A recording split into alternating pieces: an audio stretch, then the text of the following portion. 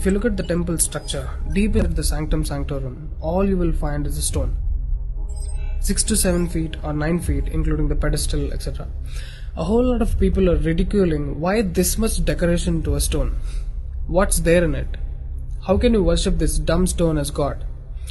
To all the idiots who are ridiculing idol worshipping, let's talk science, okay? What is it? It's a rock. What is rock? Rock is made up of metals and minerals. If you go to a valley and shout something, what does the rocks do? It will give you an echo.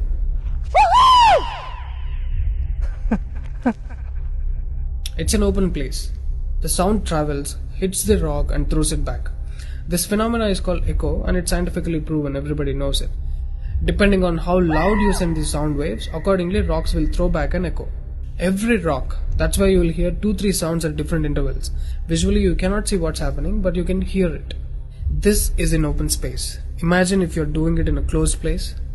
What would be the amount of echo? Obviously much more than the open space. Let's get inside the temple. You will find a linga or a statue made of a rock. And it's placed in a closed wall structure with a Galigopuram on the top. That means a pyramid structure with a tip pointing to the sky.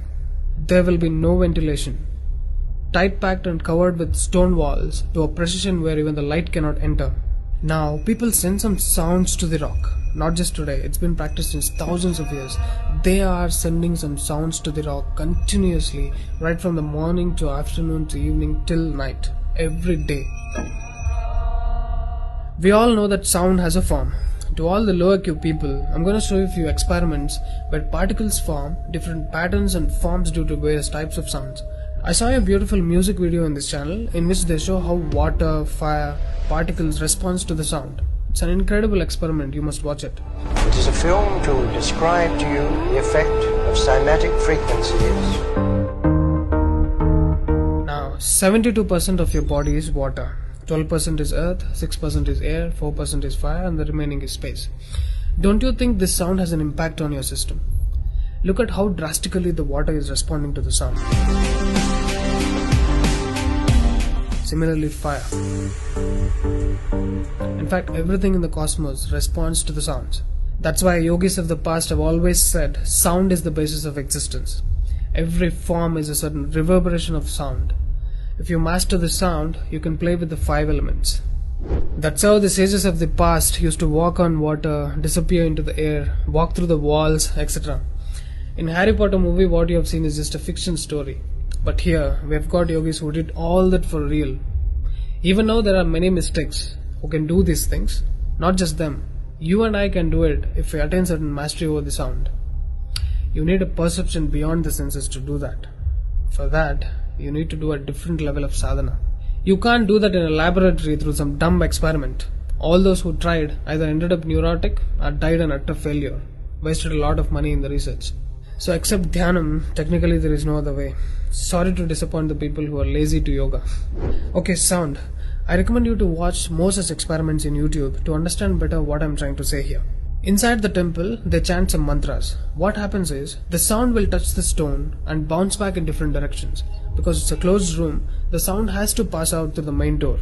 And whoever is standing in front will be completely soaked in that energy. Now, what do they chant? Vishnu Sahasranamam in the morning and Lalita Sahasranamam in the night. There is Shivopasana Mantram, Lingastakam, Am Namah Shivaya, Nirvana Shatakam, etc., which will have different impacts on the human system.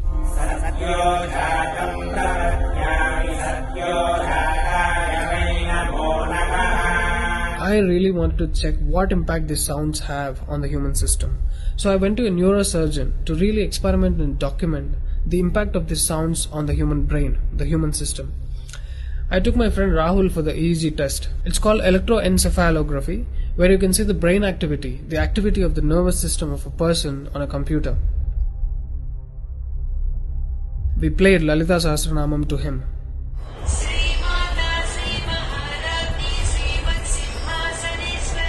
Rahul, relax your face.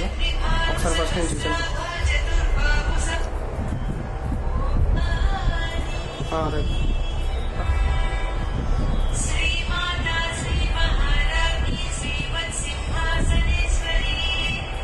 The kind of parasympathetic differences that he's getting is anonymous. Oh my god, then I understood. These sounds are engineered in such a way that the rhythm of the chant will go inside your parasympathetic nervous system and will put you into deep sleep within 3 to 5 minutes. First thing is, the chant is some thousands of years old. How could these ancient sages know that these sounds impact the parasympathetic nervous system? This they do it in the night. And in the morning they chant Vishnu Sahasranamam, the 1000 names of Bhagavan Vishnu. And again, these sounds are engineered in such a way that it will wake you up to a peaceful and refreshing state of mind. I'm sure most of you are suffering with painful wake-ups, with such an irritated mind that you can't sleep and you don't enjoy waking up. If you listen to Vishnu Sahasranamam in the morning, it will clear all these clutches in the brain and you will be super fresh when you wake up. Even today you can go and check in Tirupati temple. They will chant Vishnu Sahasranamam in the morning and Lalita Sahasranamam in the night. This is a clear science evolved and being practiced in temples. Even now in most of the temples they're still doing it without knowing why they're doing. I went and asked one of the priests in my hometown. He said, no, they're doing it since so many years. Or they will say something like, it's good for your health, you will get money, pregnancy, etc. This is one more reason why temples are ending up in ruins here. There is no one to talk about the science behind it. Why sounds and why the rock? So they call this rock as God, and when you chant for God, their idea is to benefit the human beings living in the city. It's a free service. Will your doctors treat you for free? But these temples are doing it for free, since ages. But now, these temples are under attack. It's time to free them from government's control. Temples' properties are being looted. They think too much of gold is available there. You know what?